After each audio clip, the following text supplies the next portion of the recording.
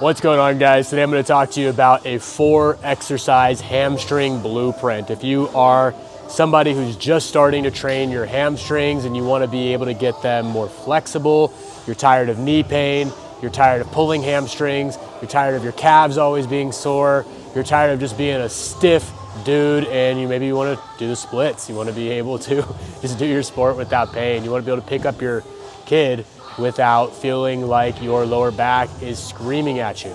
Well, you've probably been told that your hamstrings are the culprit. This video is just a very simple beginner's guide to getting more flexible hamstrings and stronger hamstrings.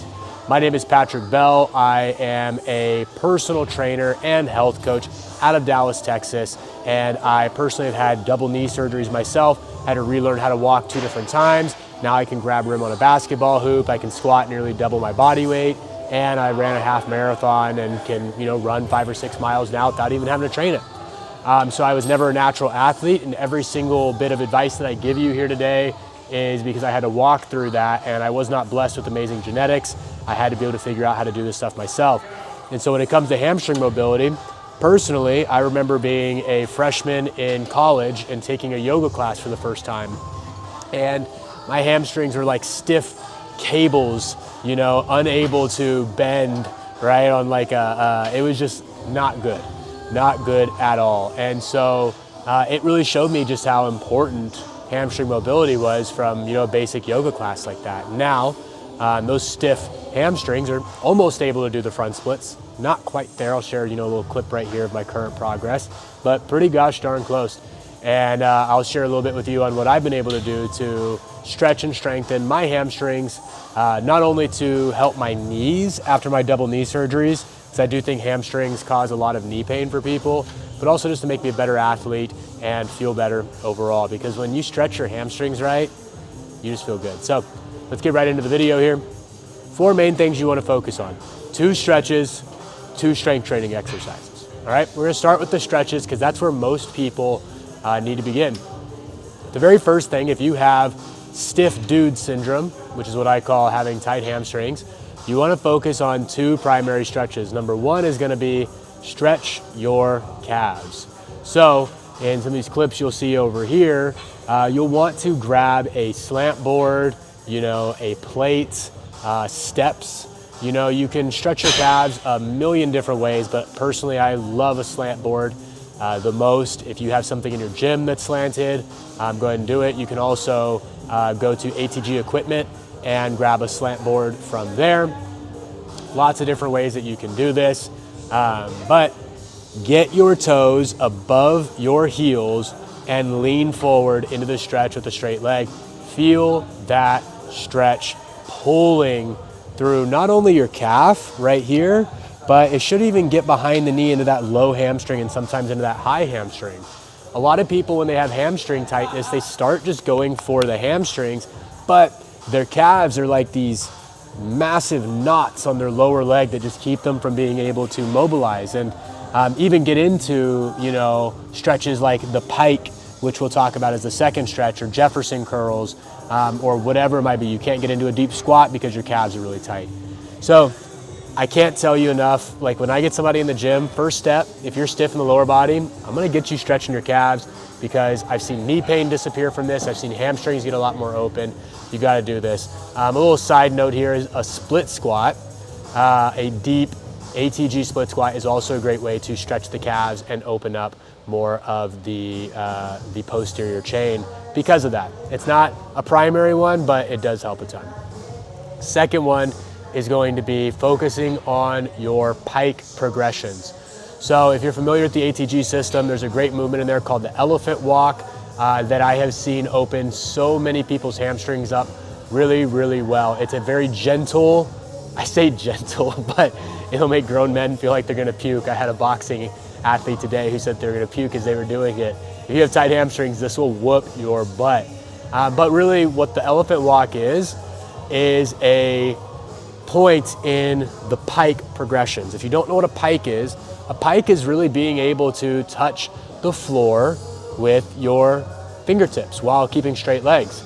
Some people might just touch their toes, but the fullest Pike is being able to go palms to floor with straight legs.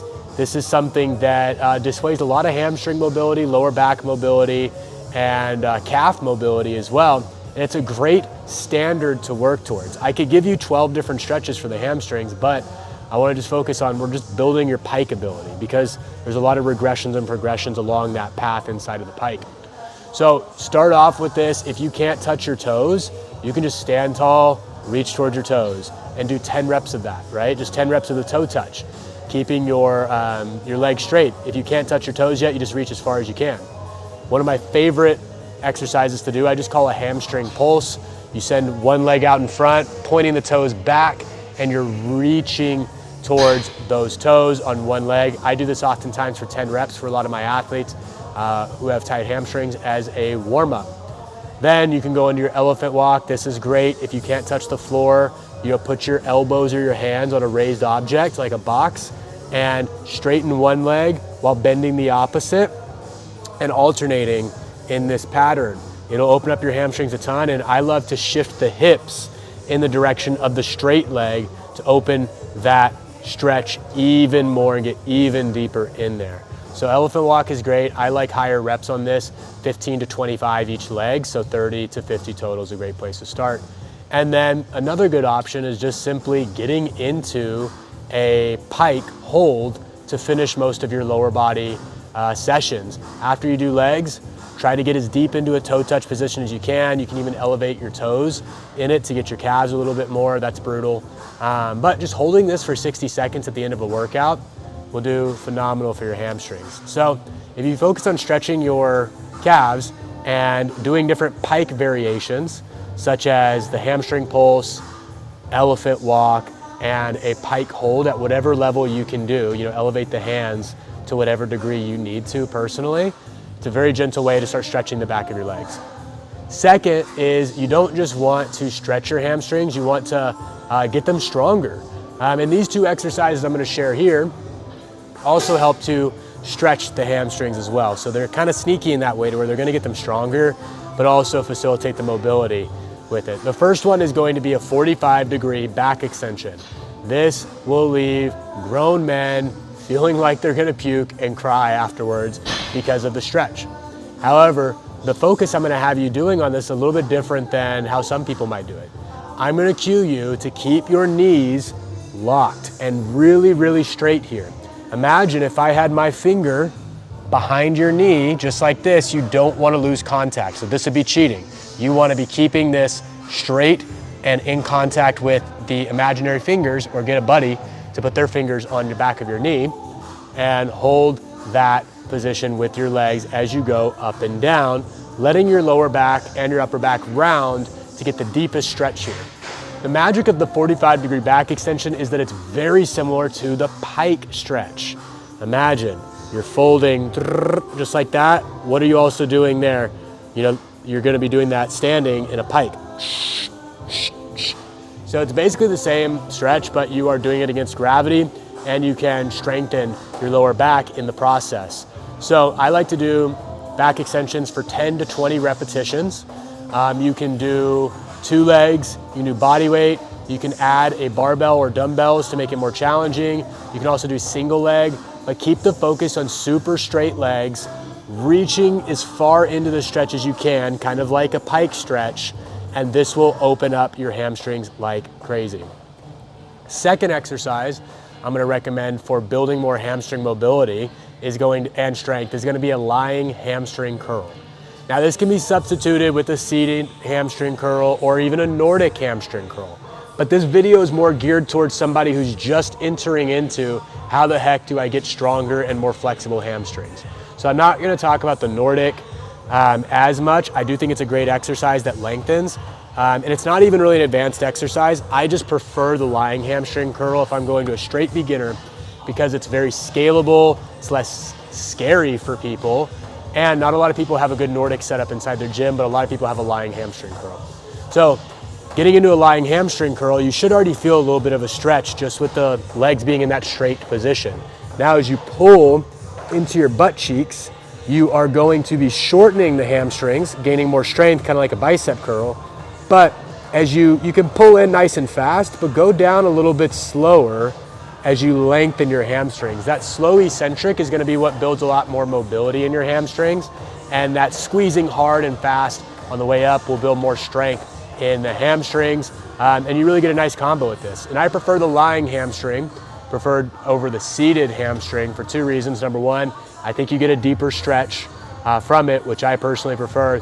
And number 2, it's just an easier setup for a lot of people. Seated hamstring curls can kind of be not always ideal in my opinion.